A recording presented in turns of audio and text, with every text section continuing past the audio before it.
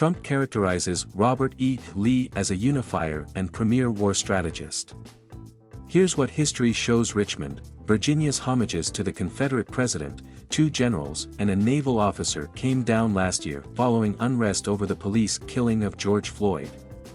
But one man's bronze likeness, that of Robert E. Lee, remained upon Traveler, the horse that the monument supporters fought to keep him astride.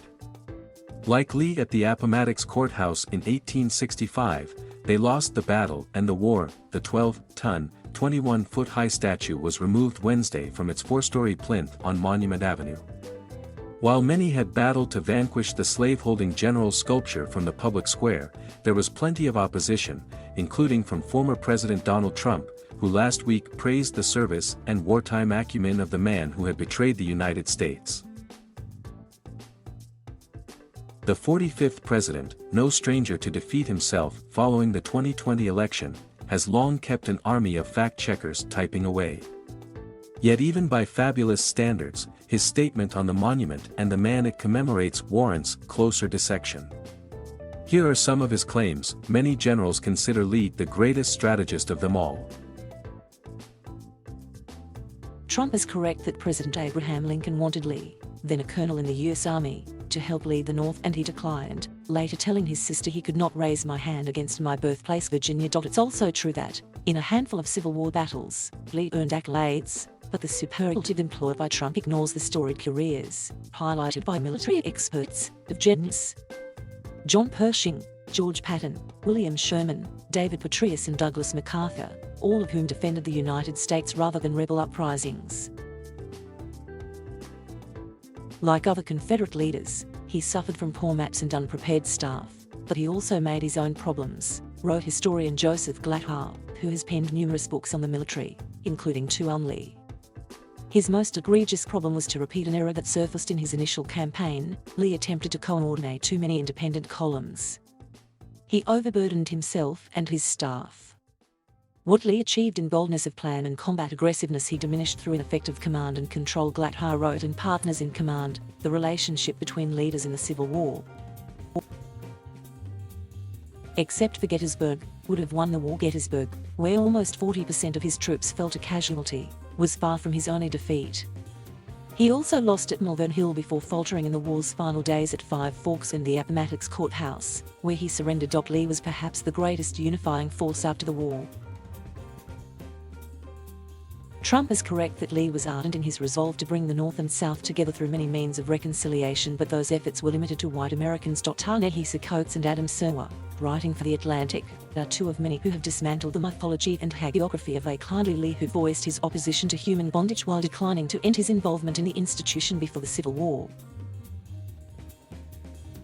Yes, he called chattel slavery a moral and political evil, but he also wrote, "I think it, however, greater evil to the white man than to the black race. And while my feelings are strongly enlisted in behalf of the latter, my sympathies are more strong for the former." He went on to say that black men and women were better off in bondage in the United States than in their homeland, and described the relationship between master and slave as paternalistic, Christian and necessary. The blacks are immeasurably better off here than in Africa, morally, socially and physically. The painful discipline they are undergoing is necessary for their instruction as a race, and I hope will prepare and lead them to better things. How long their subjugation may be necessary is known and ordered by a wise, merciful providence. Their emancipation will sooner result from the mild and melting influence of Christianity than the storms and tempests of fiery controversy. This influence, though slow, is sure, he wrote in 1856. The patriarch of one of the wealthiest and most famous families in Lee's birthplace of Westmoreland County freed his slaves decades before the war, but this did not move the general to do the same. Upon inheriting his father-in-law George Washington Parke Custis' slaves, Lee was told he could free them immediately if Custis' estate was in good standing, or within 5 years. Lee chose the latter, and historic documents indicate he was a much crueler taskmaster than were the Custis. Wesley Norris was born on Custis Plantation and told in an abolitionist newspaper of running away with his cousin and sister after learning Lee intended to keep them enslaved for 5 more years. Upon capture, the trio were returned to Lee, who demanded to know why they'd absconded. Norris said,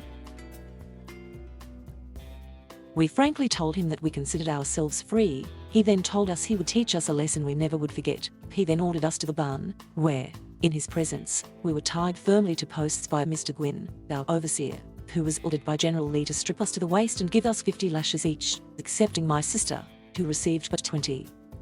We were accordingly stripped to the skin by the overseer, who, however, had sufficient humanity to decline whipping us. Accordingly, Dick Williams, the county constable, was called in, who gave us the number of lashes ordered. General Lee, in the meantime, stood by, and frequently enjoined Williams to lay it on well, an injunction which he did not fail to heed. Not satisfied with simply lacerating our naked flesh, General Lee then ordered the overseer to thoroughly wash our backs with brine, which was done. After this, my cousin and myself were sent to Hanover Courthouse Jail, my sister being sent to Richmond to an agent to be hired. It's been recognized as a beautiful piece of bronze sculpture. Aesthetic aside, public odes to the Confederacy were recognized as an affront to a healing nation by none other than Lee himself, who died 20 years before his statue was erected by those seeking to promote the Civil War's problematic lost cause narrative. Lee feared that these reminders of the past would preserve fierce passions for the future. Historian Jonathan Horn wrote in a 2016 op-ed, such emotions threatened his vision for speedy reconciliation. As he saw it, bridging a divided country justified abridging history in places.